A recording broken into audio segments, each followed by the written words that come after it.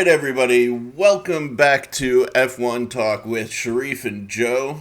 And today we're going to do what I think is going to be our final word Damn. on the whole Abu Dhabi and Hopefully. Verstappen issue. Yeah, right. Yeah. So I was talking with Joe recently, and I was telling him I had an argument with one of my cousins who's from overseas, and we were discussing the whole like conclusion to Abu Dhabi, da da da da da da, and he kept on using the argument, well, Verstappen deserved the win, and as you've probably seen from Joe and I, that we kind of feel a little differently on this issue. Wouldn't you say, Joe? Hey, if Verstappen did a race that is clean and that is no more there's no more behind the scenes chit chat and stuff, then of course he deserved the win, but he didn't, because obviously we all know that during the Abu Dhabi race, well, actually during the last four races right up to Abu Dhabi, everything is controversial. Yeah, very much so. Very much so. And I would say everything's controversial up to Abu Dhabi, that the thing just explode. The controversial radio and all the rules, all the Michael Massey situation just explode. Yeah. 100%. So I don't think my opinion, I don't think he deserved the win, because the deserve the win is that if you do a clean race, if you do a race that everything is equal, every driver is equal, and if you take the win, then you deserve. But it's not. You have the help from FIA. You have the help from Michael Massey himself. Yeah, without a doubt. Word. So I prepared a little sort of script or sort of breakdown for this particular episode, because I wanted to kind of make the argument very clear for any of the Formula One fans, B, to directly address any of the Verstappen fans out there, and then C, to also address any of the Hamilton fans, Yeah. So basically, if we get into the argument of whether or not Max deserved the championship, it's kind of based on his performance throughout the season, His fans constantly shout, like, he won more races, he outdrove Hamilton, they say, and the problem with that is the armchair critics of, the conclusion in Abu Dhabi are disregarding his performance in the last four races, and in particular Abu Dhabi, So just for like simplicity's sake, like, let's look at Abu Dhabi in isolation, okay? During the Abu Dhabi GP, Christian Horner actually famously, it's recorded, it was broadcast to everybody who was watching the race, he said to Max over the team radio that he would need a miracle to win the championship.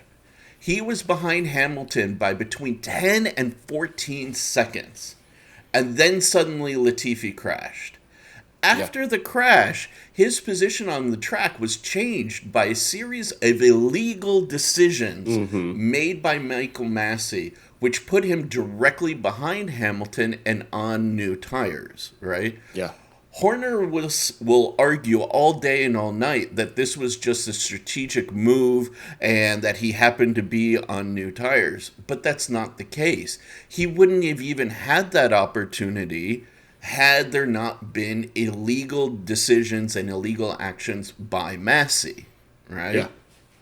Now, whether or not Massey broke the rules isn't just an opinion shared by both Joe and myself, right?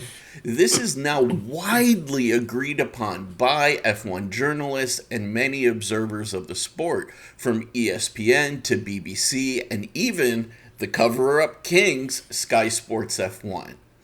Yeah. Even more importantly, the FIA came to a similar conclusion and ousted Massey from the race director's chair. Now, this wouldn't have happened if the guy had performed his job perfectly. Period. Yeah. Right? Yeah. And the consensus amongst reporters and the actions taken by the FIA clearly pokes hole in the deserved argument. Right there. You know? Now, further even poking holes in the deserved argument is both the audio of Jonathan Wheatley and Christian Horner's newest statements this week on Massey. Okay? The Wheatley audio, which was resurrected by F1 Jordan on Twitter, clearly shows Wheatley, the Red Bull team manager, twisting the arm of Massey, telling him to unlap the cars specifically between Max and Hamilton so that they could have a race, you know? And that was a move that he most likely knew was illegal. Yeah. Yeah. As the team manager, I mean, for him not to know those rules is absurd, right? Yeah. And then, following that, just this week, Horner completely admitted in an interview that when the F1 teams, all of the F1 teams gathered to discuss the fate of Massey with the FIA, it was only Red Bull that voted to keep him in his position. Yeah. They voted against ousting the disgraced race director, which only fuels rumors that it was an inside job. Yeah. Now, what's so funny about this even is Christian Horner has been going on about, oh, you know, Massey got death threats and it was really hard for his family. And, you know, in a time of, you know, period where mental health is such a big deal, you know, this is something that he really shouldn't have gone through. Well, Latifi had the same experience. Latifi got actually a lot of death threats. Yeah. And Horner didn't say a single word about it. So clearly he and the Red Bull team have a much more intimate relationship with Massey, right? So when you combine all of this with Hamilton's performance over the last 4 races where he took P1 and in Abu Dhabi had a 10 to 14 second lead, with the clear conclusion that Hamilton was most likely going to win the Abu Dhabi GP before Latifi's crash, the argument for deserving the championship really begins to fall apart. Yeah. You know? Yeah. So clearly, to me, and clearly to Joe as well, this whole argument over deserving is based on a logical fallacy. A logical fallacy is an argument that may sound convincing, but is based on very poor reasoning. And just because you are a fan doesn't mean that the guy deserves to win. Just because he performed well all season doesn't mean he deserved the win. Just because you hate Hamilton or are tired of him always winning the championship doesn't mean the other guy deserved the win. Just because Hamilton's older and Verstappen is the new kid on the block doesn't mean he deserved the win, right? Racing in a championship series goes from the first lap of the first race all the way to the last lap of the last race. And then when the most likely outcome is altered by illegal calls by the ruling body, then it can no longer be considered a legitimate outcome or a deserved outcome. Yeah. Period. Well said. Well said. So that's my 2 cents on the matter. I mean, let's kind of unpack this a little bit, Joe. What are some of your thoughts, you know? For me, I think I wouldn't say, damn, this is really hard to say because for me, Hamilton is still my guy, to be honest, because he think about the whole season from the first race to last race. He doesn't have the best car. right? He doesn't have the best. He doesn't have the fastest car on the grid. But then, if you see the point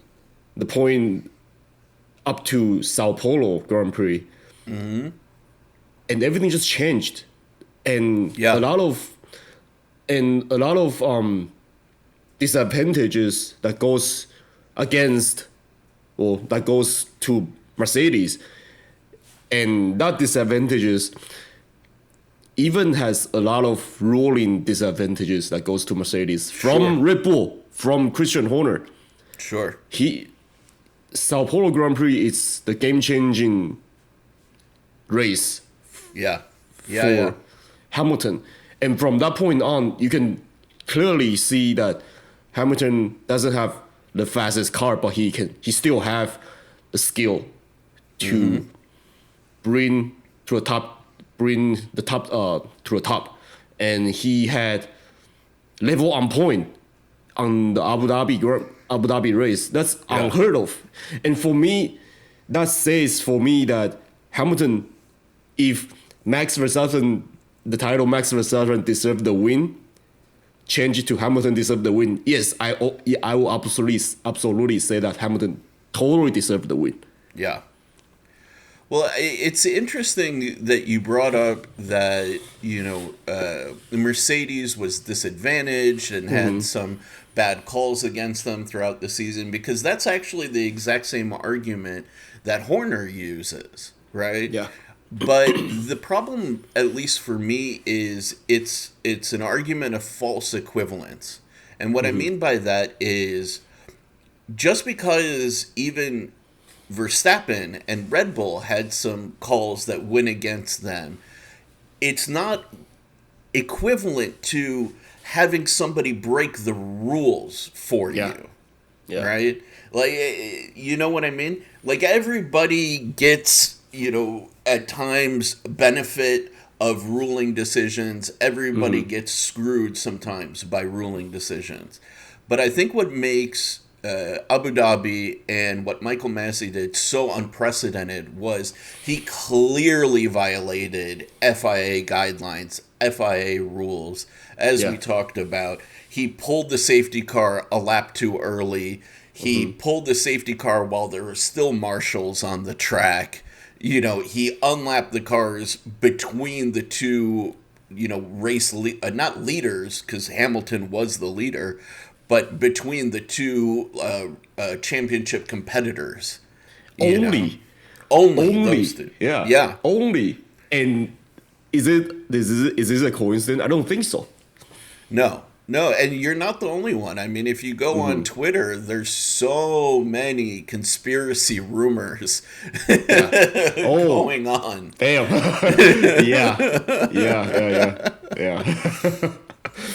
But I think it's genuinely interesting when you start to really look at a lot of these arguments from like a tactical sort of perspective.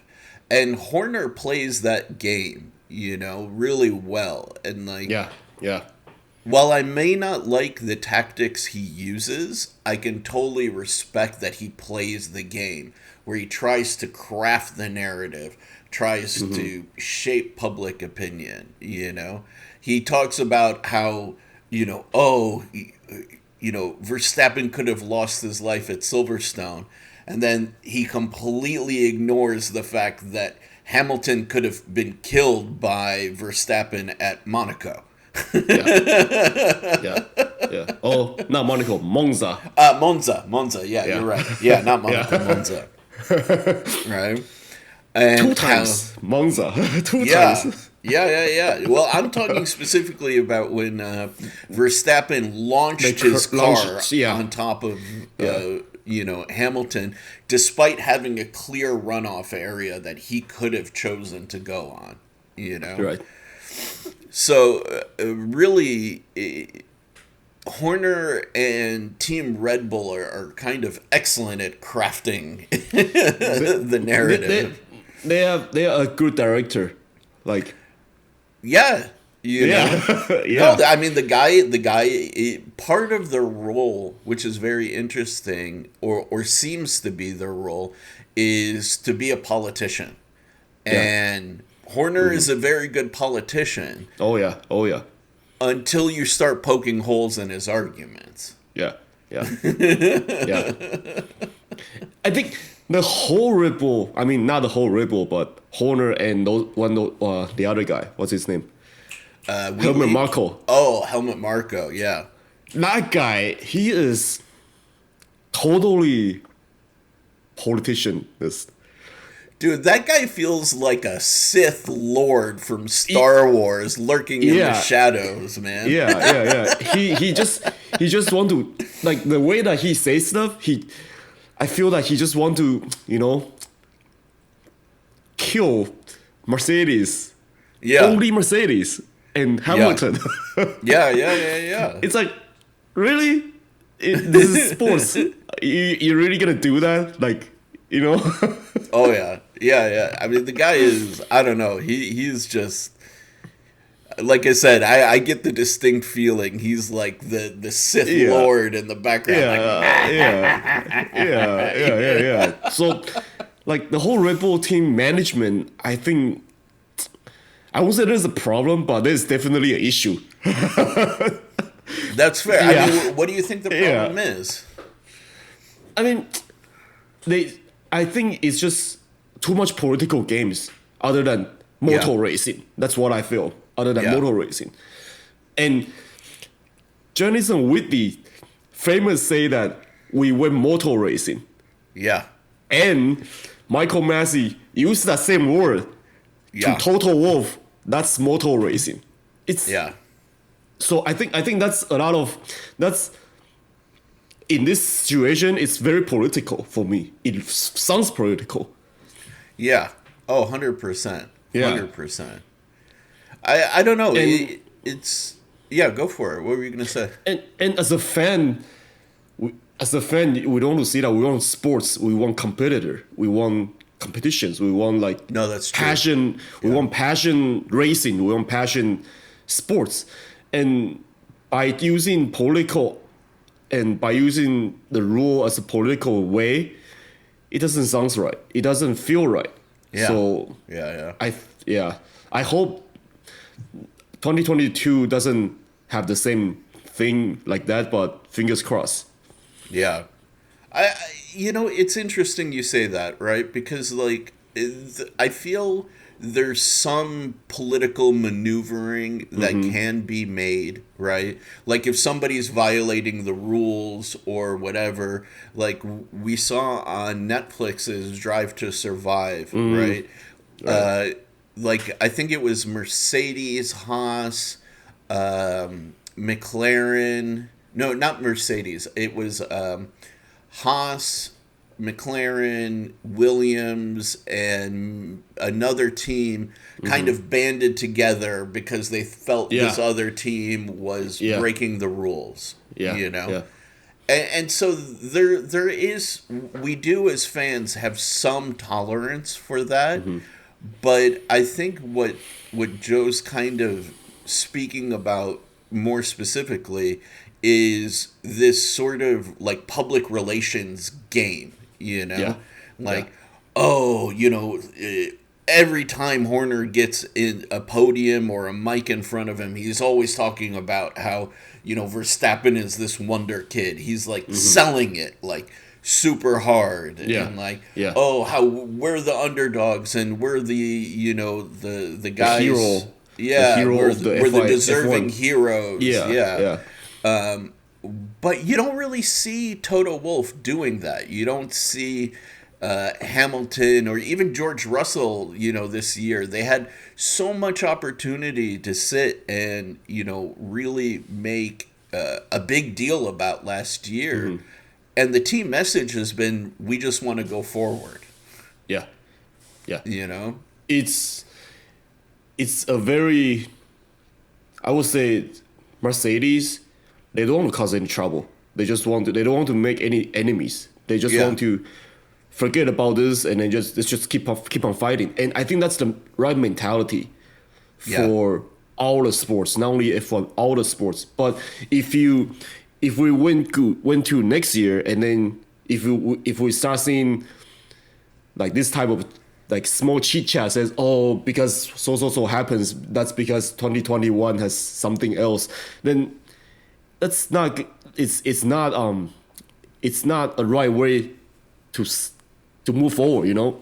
Yeah, 100%.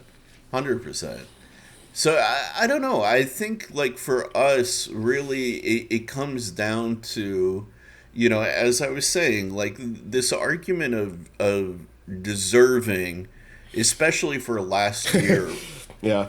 I love it. You just laughed right away. Yeah, I will let you finish. I will say something else. No, go for it. Go say what you want to say. I went to a basketball this Saturday. Yeah, and I was talking because shout out to one of my friends. He also subscribed to us. Nice. From F1TALK, and I was explaining to him, and then there's another guy comes in, and he said, "Oh, the F1, you guys are talking about F1, the Abu Dhabi." I'm saying, "Yeah," and then he said, "I think Max deserved the win." Ugh. And I start like, you know, I'm not arguing with him, but I explained it to him why I don't think Max doesn't deserve the win. Yeah. And then I give him the basketball analysis. Yeah. For F1. Yeah. And then all of a sudden he just shut and he just walked away.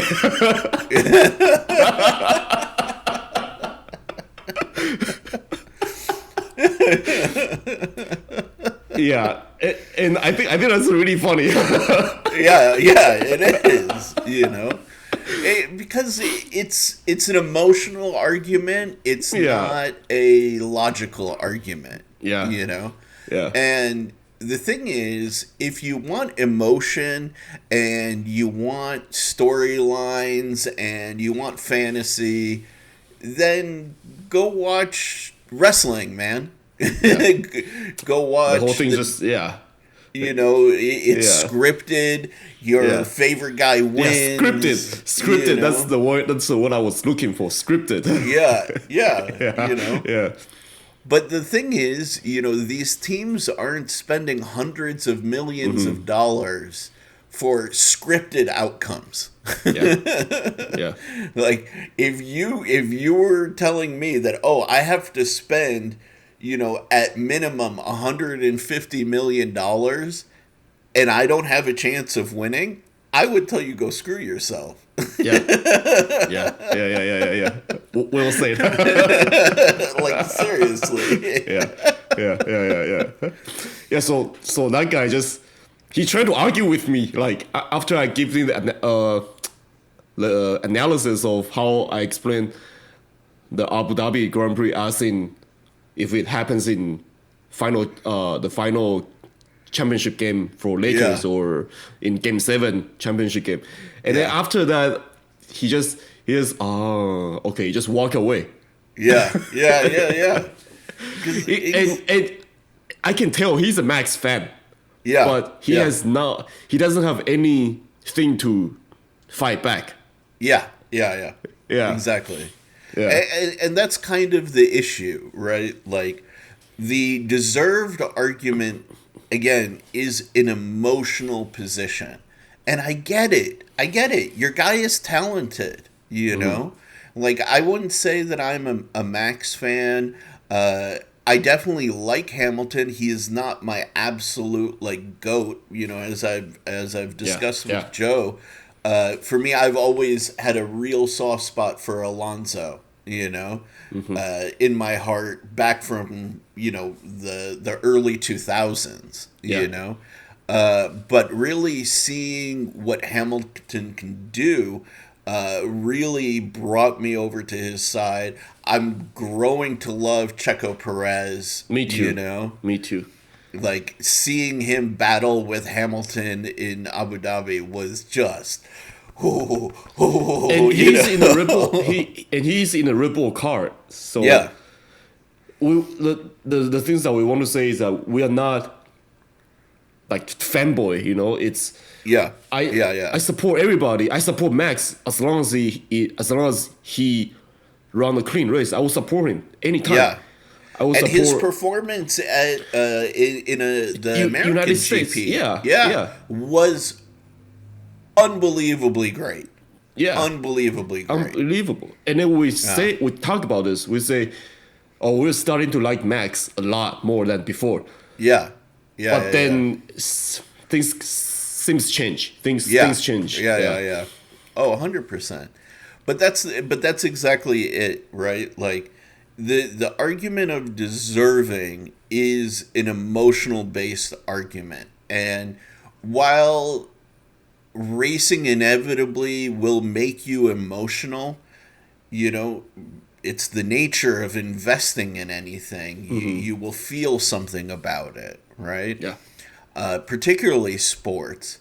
But it is not a logical argument. And in any sort of high stakes competition, any high investment competition, right? Like the NBA, the NFL, any form of racing, whether you watch, you know, F1, WRC, MotoGP, etc., emotions are not allowed to come into the decision-making process. Yeah.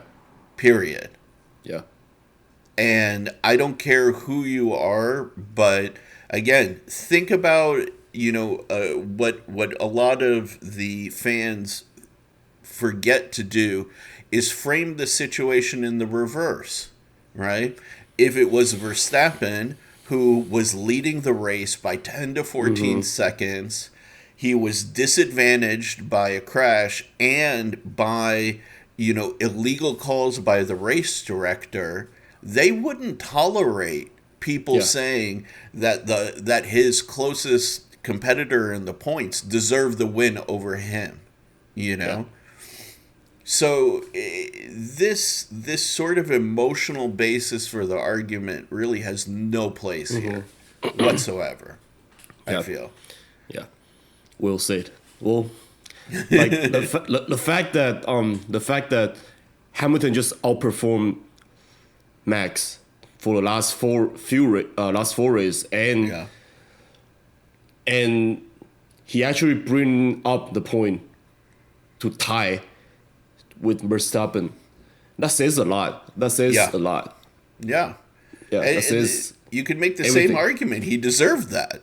Yeah. Yeah. Yeah. So I think that's going to be our final word on this issue. Hopefully. We're gonna yes.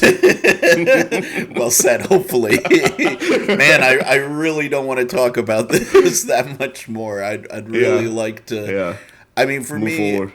there's two things I'm waiting for. One, I'm looking for the FIA report, you know, to go public. I really hope that they don't hide it from public view, which there are rumors that they may not release it to the public. I think that the FIA, as per one of our earlier videos, has a major PR issue, a lot of lost trust in the sport, and they need to rise to the occasion and kind of have some transparency and show that.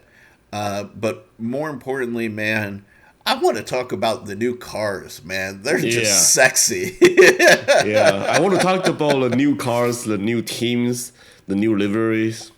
But yeah, man. Yeah. Alfa Romeo looking good, you know? Yeah. Hey, I have an Alfa Romeo. Yeah. But I mean, really, okay, just to give our viewers just like a quick tidbit of something that we're planning on doing, you know, in the near future. Out of all of the cars that you've seen so far, which is your favorite? I mean, just based on looks, like not taking it teams or, you know, performance into consideration. Yeah, Ferrari. Yeah. I love the old dark red and black. Yeah, I gotta agree with you, man. Yeah. Like, yeah. McLaren is kind of at the bottom of my list, along with like Haas just Haas, being boring, you know. But Ferrari, they got some. Their livery is very it's classic, sexy. very classic, very pretty. I can't believe I use pretty, but yeah, pretty. Dude, man. And just I've been saving all of these pictures of like the sculpting of like you know the surfacing on the Ferrari. Oh man, it's baby. It's really astonishing that they came out with this new design and new colors. Yeah. It just feels new and refresh. Yeah. While still having ties to the history of and heritage of Ferrari, Yeah. Okay. Well, we're gonna cut it off there. We don't want to give away too much of our viewpoints, but I mean that's a pretty big, big one. Yeah. Hey, we haven't said what's our worst car. Yeah. Of the list. There, you know what we may need to do is, you know, have you seen when some of the YouTubers do a tier list of like, you know, like goated to like worse? Yeah. We may need to do that for the 2021 F1 cars. Yeah. That'll be fun. All right, you guys. Well, I hope you enjoyed this sort of more sober analysis of things, you know. In the past, you know, we definitely have tried to give some entertainment, but I really wanted this particular, to do this episode with Joe, you know, kind of discussing things from a very hard, logical kind of perspective, you know. So we want to thank you for tuning in. Throw down in the comments what your thoughts are, both on A, this analysis, B, the whole deserved argument, all of that stuff. Let us know your thoughts. Don't forget to like, comment, subscribe, all that good stuff. All that YouTube stuff. Yeah. And thanks for tuning in. I'm Sherif. That's Joe. And we appreciate you checking in, man. Peace.